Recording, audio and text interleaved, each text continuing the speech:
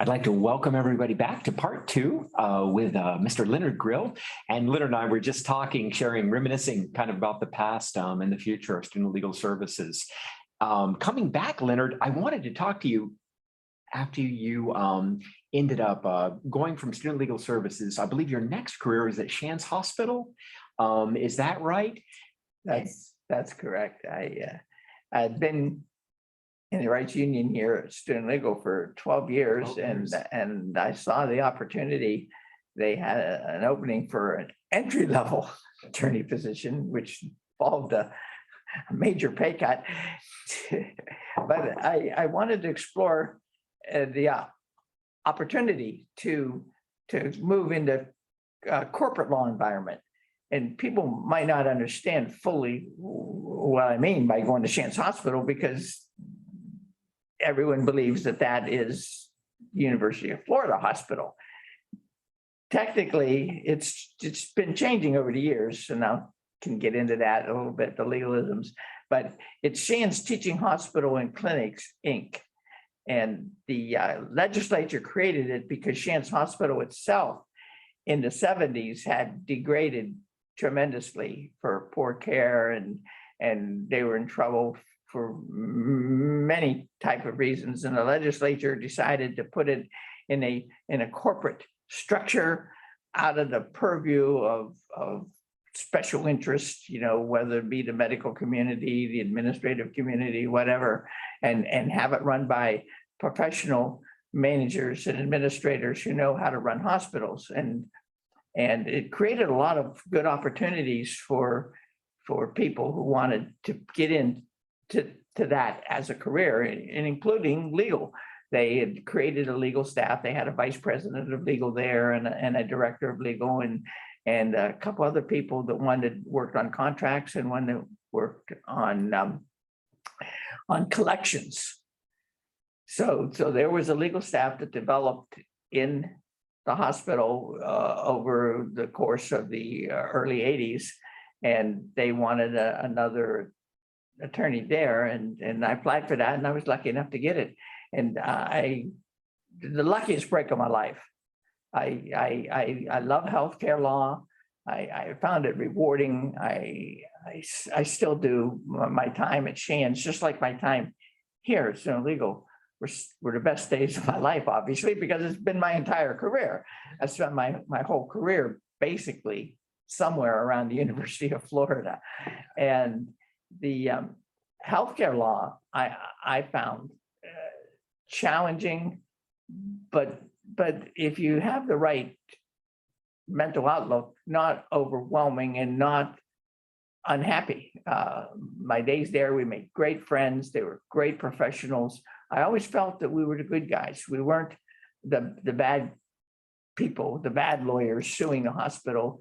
And oh, by the way, the corporate lawyers were not the defense lawyers for malpractice cases for either the physicians or the hospital. There was a separate, believe it or not, a separate office there that was called the Self-Insurance Trust Fund that hired outside counsel to defend any professional liability. But what our office did is we would research federal laws, state laws, advise the staff of the hospital on the contracts and the purchase of equipment, advise the staff, including the physicians, by the way, of medical issues surrounding patient care.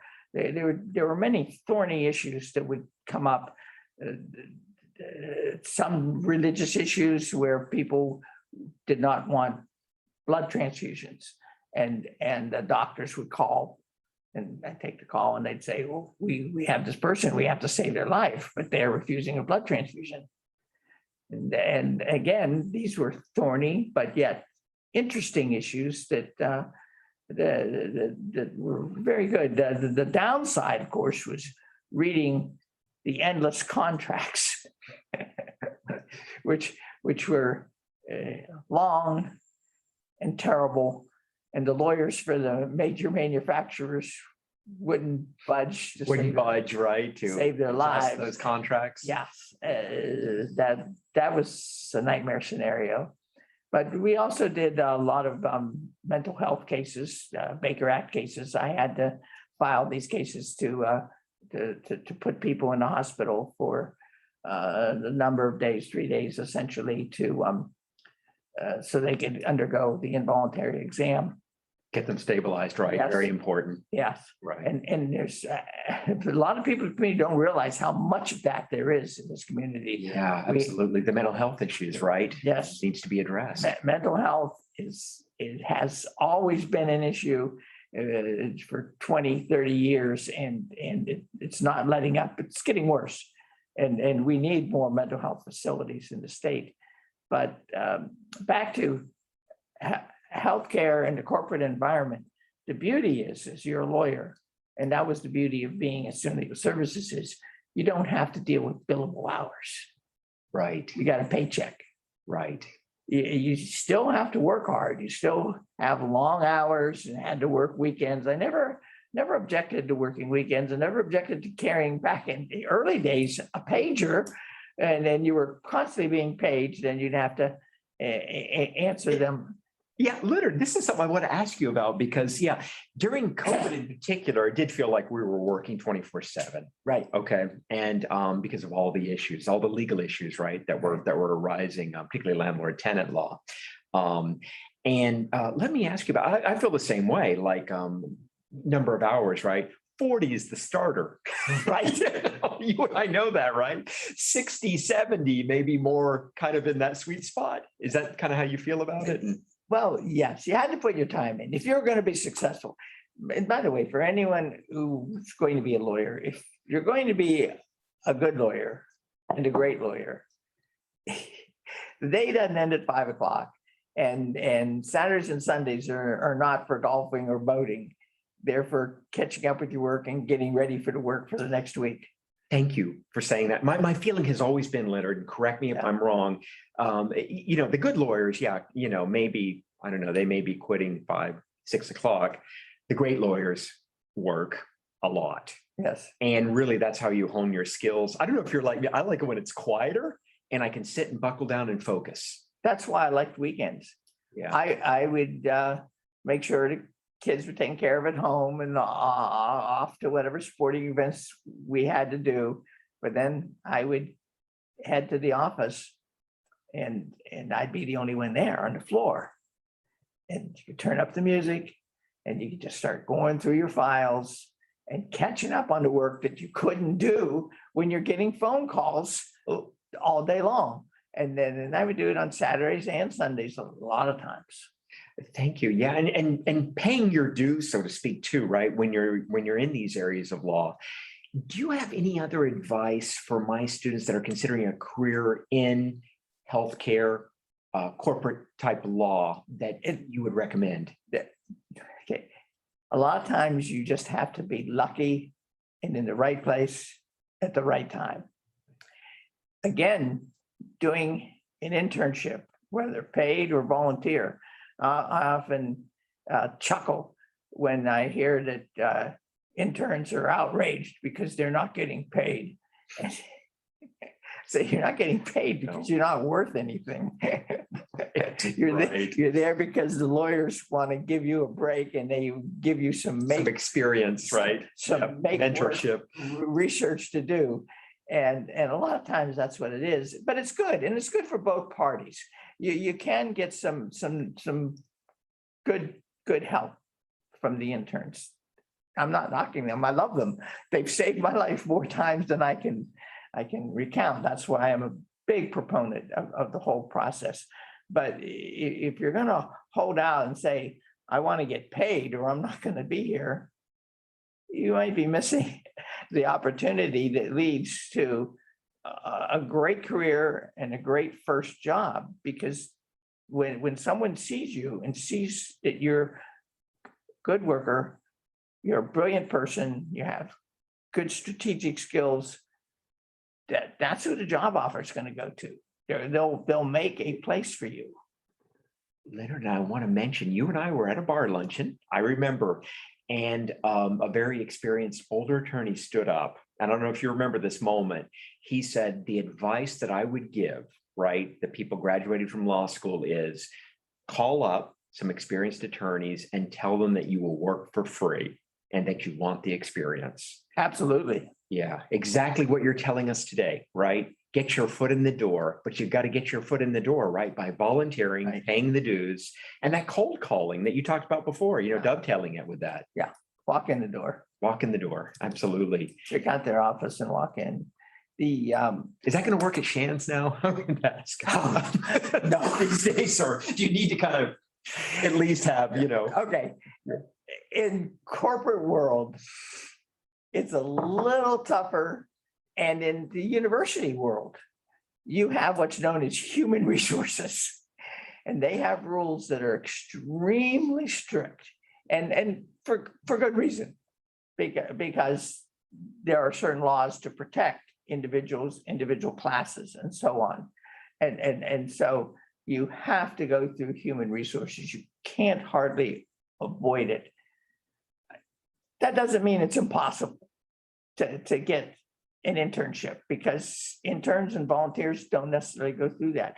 Oh, by the way, I used to hire a lot of work study students. I don't know if they still have the work study program where the federal government pays like 3/4 of the salary of your student assistant. Oh, it's something like that for our assistants. Yeah, our office cannot function, Leonard, without our student Yeah. assistants, for sure. Yeah, Yeah. so I always took advantage of that program, and the students loved it. Yeah. They Absolutely. loved being in the environment. They loved doing the work that they had to do, and plus they got a little money for it. Thank you. I encourage all the students, I'm, telling them now, we have a shadowing program, which I think is a great first step. You get to shadow real world cases. We have the internships, the externships, but like you said, if you work in our office, you will learn how a law firm functions from the ground up. You will discover how we do the intakes, the entire process, how the attorneys handle the case. You can't get any better experience than that, Yeah. right? Yeah. Anyways, my recommendation for healthcare law, again, I found it rewarding and very interesting. The worst thing about it was Congress. The federal government will pass laws, and the rulemaking. Once you're in the law school, you'll find out what the federal rules are. It's a nightmare. They were a nightmare for me. They'll make these things that are so complicated, Yeah. so mind-bendingly complicated, and to read them and just one act of Congress turn your world upside down. HIPAA is one of them. Everybody loves HIPAA. Oh, privacy. Well, implementing privacy was not without a huge cost. I mean, every doctor, every medical manufacturer, every physician's office, everyone had to hire lawyers, bring in expert consultants, change everything. I couldn't guess at what the cost was worldwide, but now at Shands Hospital, we had to bring in a number of specialists, and the office is such high profile now. The privacy officer is the vice president. That's the importance of it. And like I say, that occurred in one legislative term. So Congress can rock your world Instantly. Yes. Yeah. Anyways, but that's part of the business. You learn it, you become an expert in it, and then you teach the next people how to do it. Yeah, absolutely. And you've been an incredible mentor, and we really appreciate everything that you've done. Leonard, to me too, you're giving me inspiration. Can I ask you, are there any organizations that you belong to or recommend joining? I know the judicial circuit, in fact, I need to get my dues in to them, but yes, I'm our association. a member of our local Eighth Circuit Bar, and it's a good group. There's a lot of opportunities. They have the Young Lawyers Division. They have divisions for other particular groups there too. Exactly. Factal, Florida Association of Criminal Defense Lawyers, Yes, right? yes. Another one of those. Yeah, and so there's a lot of opportunities for growth. And by the way, we have student members. Yep. So you can join and you experience a lot, you might meet just the right lawyer at just the right time. Anyway, I've been, over the years, I've been a member of a number of local civic groups. The primary one was the Lions Club in Gainesville. Yeah, very good group. Which is A lot of charity work. Yeah, Yeah. charity, their charity is eyesight. So they'll I remember donating my old glasses, right? Yes. To this. I think they still do that. I don't know what they Enough do over with the them. years, Yeah.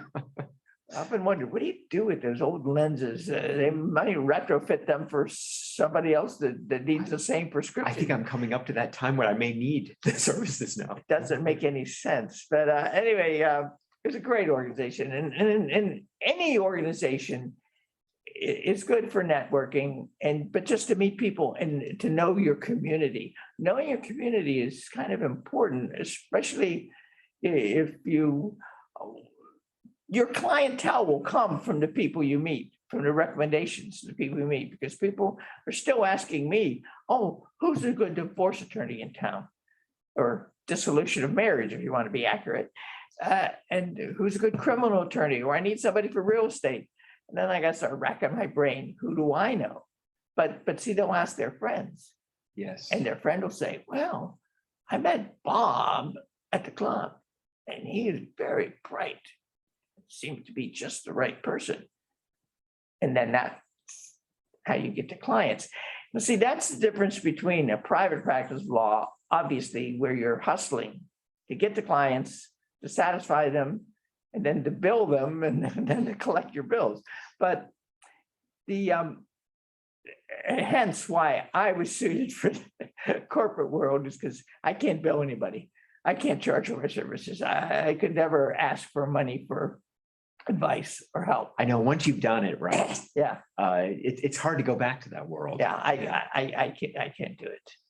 Somebody wants something done, I'll just do it. Wait, it's interesting to me because, I would bill, but I would cut so many breaks to my clients, but I have my partners I also have to answer to, right? Yeah. And, when you're writing off 20-25% of bills, You shouldn't be in business. Yeah, right. Yeah, that's exactly right. And you discover after a while. Well, the one thing that I've learned, and this is your old homilies here. Yeah. You sell yourself short, your client will sell you short. Yep. So would you say, oh, I'll do this for you for $100? They'll think, oh. What kind of service am I getting? Yeah. Right, for that amount. Yeah. Right. So that's why lawyers have big wooden desks, big fancy offices and waiting rooms, because when the client walks in and say, oh, this guy's good, or this person's good. And I was going to say old Honda Accord here. I have my standing desk, which is nice, but no, I agree with you, on it. In private world, there's a certain posturing too, right, that goes on. And you're selling a persona, I believe. Absolutely. Right, on it. We see it in the commercials all the time, I will fight for you, I want to kill myself every time I see a lawyer commercial. Do you at this point? I know they've really changed over the years, haven't they? They're almost obscene. Yeah. Some are good, some are well done. But again, you look at them and I have to think, this sounds like a huckster selling aluminum siding to me. How about our commercials? Have you watched? We got Bonnie and Clyde advertising for us, and Who's Afraid of Virginia Woolf for the divorces. Yeah, the Bonnie and Clyde one's basically, I don't want to ruin it for anybody, but it's Bonnie and Clyde, escaping. I had to find the least violent, thing, with everything going on. And it ends with the tagline, don't channel your inner Bonnie Clyde without coming to see Student Legal Services. And it's a tagline. The other one with Virginia Woolf was Liz Taylor and Richard Burton. Richard Burton, thank you. Yeah, I was going to say Richard Burton going at it. And, it ends with need a divorce? Come to Student Legal Services, right? So, my thing was we were going to do parodies of the films. And I thought, why do we have to do parodies when we have all this stuff in the public domain? that we can use, short clips. It's nonprofit, it's educational, right, for us. So we're actually allowed a lot of leadway, on this. So, we're experimenting, Leonard, to give you an idea. It's getting the word out, what's making it catchy. I'm going to turn to movies in a second because we'll probably have to find some newer movies that resonate with our students, but let me ask you, any legal pet peeves? What really, you kind of just named, but Yeah, you just named one. Yeah, those TV commercials and some other things, but pet peeves is it's with the entire bar and the way it's set up. We have an inability to provide the range of legal services that people without financial wherewithal to receive. Three Rivers Legal Services does yeoman's work. They do what they can do. So it's a group program, something like Student Legal Services here. But for people who are poor, especially in marital and family law, those poor folks are stuck because lawyers want, I'd say starting at 1,000, but it's thousands now to get just minor marital solutions. And it's a shame. I think the bar needs to do a lot more with funding and creating low-cost services for the general public. Thank you for that. And I will let you know that we do the pro bono service here, as well for our community. There's a lot of postdocs, a lot of international individuals and minority businesses that can't afford lawyers. And we do what we can to help them out, Leonard, but you're exactly right. That's not enough. Yeah. Because it becomes 24/7. You do what you can. You want to help everybody because your heart, your heart's in it, but you can't. Right. And the reality is we need to have funding available for attorneys that are dedicated to that, like Three Rivers, right? Southern Legal Counsel, Right. Some of the others, we need more.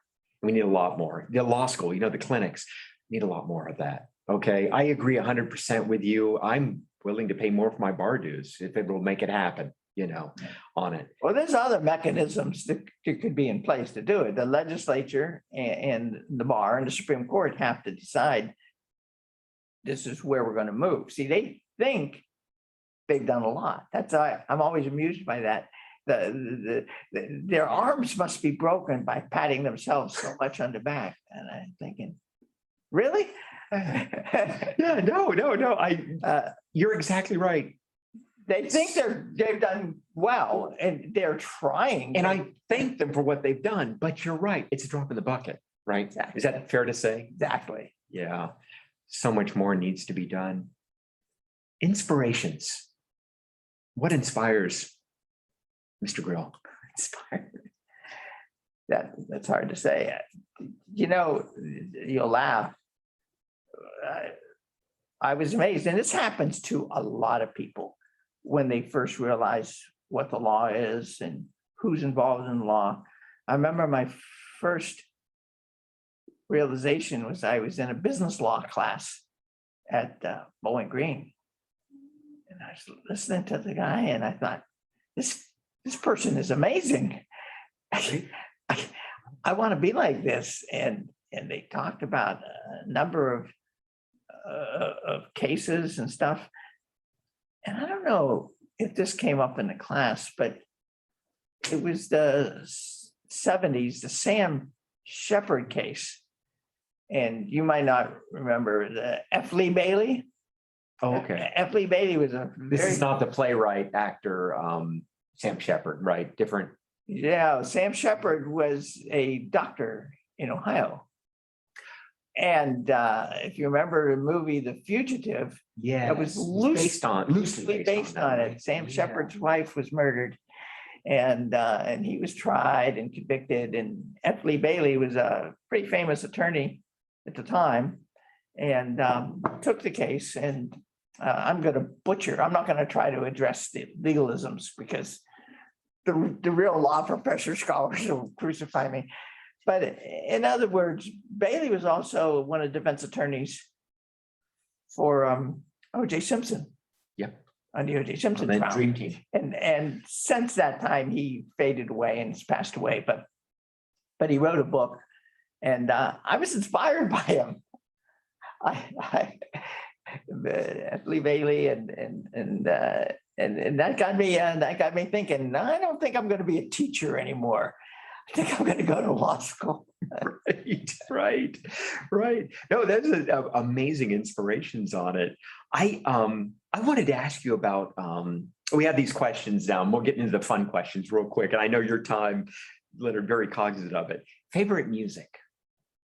What type of music do you like? I should probably ask that. Okay. First of all, I'm old. Yeah, very young. A child of the 60s. In 1963 or 4, the Beatles came to America. Changed everyone's life. Well, not everyone, changed everyone under 18's life. And and before that, I would listen to the radio as a young kid at night. I'd fall asleep with it on from the late 50s on, and I actually still do. But rock and roll. Yeah. And its permutations. Yeah. Are you a classic rock kind of person? Yeah, any kind. Yeah. No, I think it's great. Favorite Beatles song or album? Do you have off the top of your head? Sgt. Pepper's or Rubber Soul? Rubber Soul, amazing album. Yeah, absolutely. I think Beatles albums, you can actually say every song is great, right? It's rare that you can say that. Yeah, right. Literally, everyone is great. Yeah, exactly right. That's an amazing album. I'm trying to remember. Baby, You Can Drive My Car. I think it starts with that, and Norwegian Wood maybe is on that, and some others. Yeah, beautiful songs in my life. I don't know if that was on there, but I know that song. Yeah. Okay. Yeah. Just great choice in terms of albums. You don't hear that one as much, but it's I think a seminal album when it dropped, right. Especially incredible influence. And they did the experimentation, right, was kind of getting off the ground then.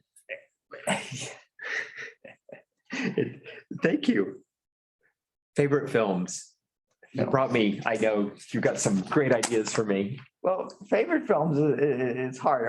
As we talked about, I'm a Quentin Tarantino fan. And you were actually going to mention Once Upon a Time in Hollywood, which I love. I encourage everybody to go see it if you get a chance to see it, right? I think it's one of the best films for quite a long time. And but it's got a deeper meaning because it involves the murder of Sharon Tate.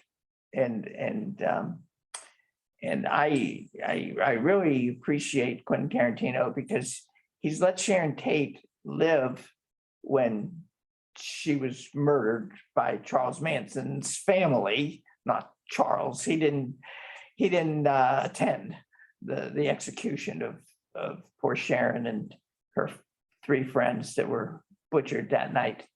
But it's always been of interest to me that. So I particularly visited LA one time and a few years ago and took a chance to eat at the restaurant that Sharon ate at the night she died.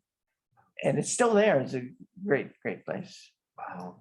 That's amazing to have experienced that. And like I say, Quentin, the whole, not to give the movie away, but you'll find out. You'll see the crazy family and their shenanigans and how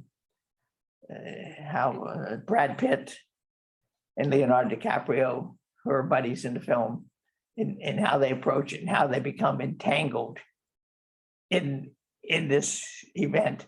They're the good guys. Absolutely. And when I watch a movie, I want it to be heroic. I was going to say, and they foil the not so good guys, right? Yeah. We don't want to say that. Oh, that's true. Okay, I'll give you spoilers here. Yeah, for those that haven't seen it, right? We'll say they attempt to foil, right? The not so good guys here. Beautiful movie, I think. In fact, for any of us that love classic Hollywood, and I'm going to go all the way through the 1970s, on that. Oh, this is a beautiful homage. Yeah. And is it Margot Robbie? I think that play Sharon Tate does an amazing job of channeling. I heard incredibly beautiful person, and does a wonderful job. And are you a Roman Polanski film fan? I should ask. I'm not saying fan of Roman Polanski, but No, not in particular. I've seen many of his movies, but I can't say that I'm conversant on an intellectual level with this. I'm not going to take you down that deep dive into Polanski territory. Thank you for that recommendation. You are the first one. I have the poster of Once Upon a Time in Hollywood in my office. I think that much of the film. And, I talked to some people, they saw it, they didn't resonate with them. Leonard, I'm so glad to hear it resonates with you and I, and for you on a very deeper level. Yes, and it's won some Academy Awards. Brad Pitt won the Academy Award for Best Supporting Actor. I thought everyone in the film should have gotten the Academy Award, by the way. Yeah, I think Leonardo DiCaprio was excellent. Brad Pitt was excellent. Margot Robbie, everyone was. Yeah, thank you. Let's see. Any other recommendations? Well, I have the unlimited pass from Regal. So I love this. You got to tell us about this. You were able to see, right? Is that right? I recommend it highly. If you're going to see more than 3 movies a month, you need to have the unlimited pass. I see 3 movies a week. Now, this came off of, what was the old movie pass that they discontinued? You were telling me about this years ago, Leonard, and I was working every day. I can't go see all these movies. I even forget what that was about, but this one's so much better because you can see all the movies you want free, many times as you want, and you can see them multiple times in the same day. They just want you to walk out of the theater and How buy much does it cost? Is it 20 some dollars, $22, $23 a month to get the more expansive pass. Okay. Now I'm expecting with this announcement that Regal will give us both passes, golden passes for the rest of our lives, right? You love film so much. I love it that that you're able to go and see them, and you believe there's nothing like the cinema experience, right? Oh yeah, seeing a movie on a big screen. Yeah, my wife's very tolerant. Because I like to be alone in the theater. Interesting. And sit close. So I'll go to the last showing at night. And a lot of times, if you timed it right with the right movie at the right, after it's been out for a week or two, you'll get the theater yourself. You don't have to pay for a private viewing. I'll walk in there, I look around, and you can look on Fandango and see how many seats have been sold. And I'll just sit up there and I'll sit in either the first, second, or third row because I like close. Want the experience. I just sit back and enjoy the film. That's amazing. I'm envious of you. I have a friend with a thimble-sized bladder that can't quite make it through, the entire film. Where do you sit when you go in the theater? Because you are the expert on this. Do you sit down in that bottom section? Obviously. Wow. Every time. So you are being immersed in the experience. Yes. Wow. Well, what's the purpose of going to a movie and when you sit in the back? I'm thinking, I'm like watching TV at home. I don't have to come here for this. Plus, I'm back up there with other people. I don't want to be around people. I'm going to loan you our projector, Leonard, so you can project it. Yeah. Oh, I've got a large screen TV. Oh, do you have a large screen? Yeah, same thing. I was going to say, right, on this. Oh my God, this is too much fun. Closing thoughts. I tell you what, we're going to personalize this a little bit. I have a friend, let's say he's an attorney in his 50s-ish. He has about 5.5 years left before he plans to retire, right? Not pointing any fingers here. You're asking for a friend. I'm asking for a friend, absolutely, positively. And surviving, at University of Florida, right? Everything. Do you have any special advice for somebody to, kind of situation? Roth IRAs. Excellent. Not regular IRAs, Roth IRAs. And max out? Maxed out always. The cryptocurrency is the future. Can I quote you on that? Absolutely. Okay. So in terms of cryptocurrency, do you have any favorites? Well, because I buy it in my retirement fund, Schwab, they only have limited choices available. So you have to go with the Grayscale company. And the Grayscale tracks Ethereum and Bitcoin on 2 different funds. Thank you. No, excellent. I do believe good hedge, absolutely positively, right? Right now. And Roth IRA, and I believe if I know this friend pretty well, 403B. Yes. So, yeah. If you can, I don't know if 403Bs can be Roths. Did you do drop back in the day or no? No, You- they no, didn't right. have that. Didn't have, okay. My wife did that. She was a teacher for 30 years. Wow. She did 30 plus, and she did the drop program. Yeah, you're foolish if you don't do it. It's something the state gives you. Why not take advantage of it, right? Yeah. Thank you for all of that amazing information. Right now, I will pass that along to my friend here, taking good notes. I have a wealth of worthless information. No.